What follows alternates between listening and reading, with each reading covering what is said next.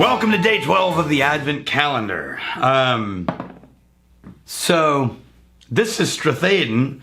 This is from Lost Distillery Company. It's a blended malt. Remember, Lost Distillery Company is using blends to create flavor profiles of distilleries that have long since closed. Now, when I did a little bit of the research on Stratheden, it was a family affair, the Bonthrones, multi-generational, serious distillers. And the one thing that caught my eye was that, according to the rumors, they used Orkney peat. Now, you remember Orkney, that's Scapa, Highland Park, right?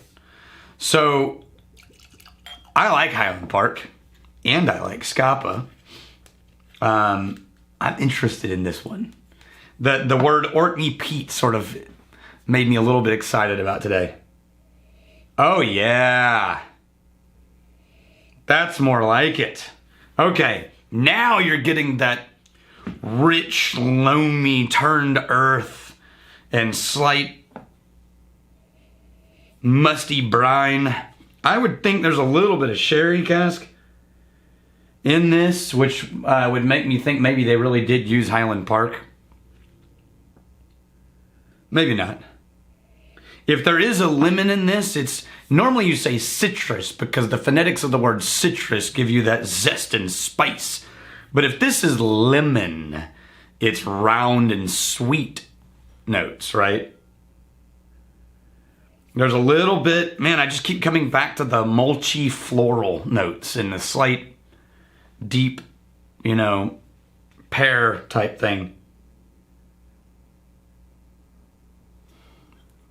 But you can smell the grain in this. Like you can smell the new make distillation, fruity, really spicy, interesting before the wood just really flattens and rounds and builds all these new flavor congeners. Oh yeah, there's peat in that one. It is, whoa, okay, I was about to say something and then I changed my mind because it just changed as I was swallowing and finishing this whiskey.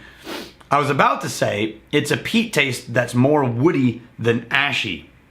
But what happened was it started as I was swallowing and I'm like, oh, there's the peat. It started woody. But then as soon as I had swallowed and I had just the aftertaste of the oils in my mouth, it turned into an ashy aftertaste.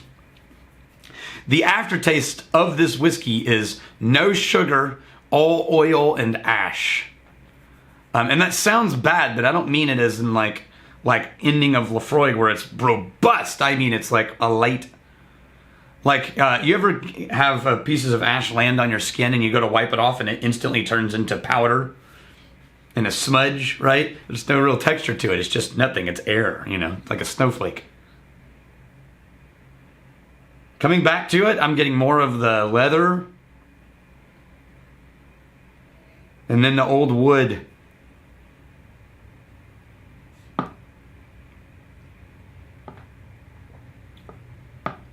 Man, I dig this one. It does taste like a blend.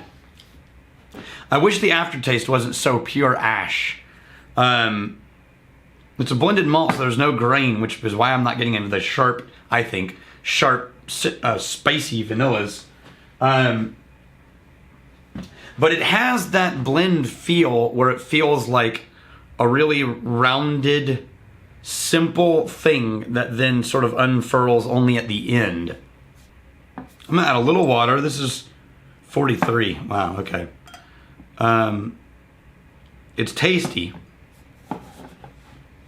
This is saved by the Orkney peat. Whatever they put in there that had the peat in it kept this from being really boring whiskey. Oh. Ooh. So I'm going to correct my statement from yesterday. With a little bit of water, this gets way more interesting. And, I said round and short and then unfurls at the end. This, a little bit of water cracks it open and you get that thread of black pepper going right through the middle of it all the way to the end. And the aftertaste is more pepper than ash now. Yeah. I like this one either way. This is a simple one in the sense of like, there are a lot of blends that I keep in my house all the time that I actually really love, but I'm not worried about busting the bank on them. It's just a good blend. I would put this in the category of, that's just a good blend. That's just a good drinking whiskey. Don't need to think about it, just pour it, enjoy it with friends. It's not going to disappoint you. It's not going to hurt anybody's feelings. It's going to be interesting enough to not just be invisible. Yeah, rock and roll. That was a good day. All right, let's see what tomorrow holds. Until then, may your crazy stay this side of legal, and may you return before we have time to miss you. Cheers.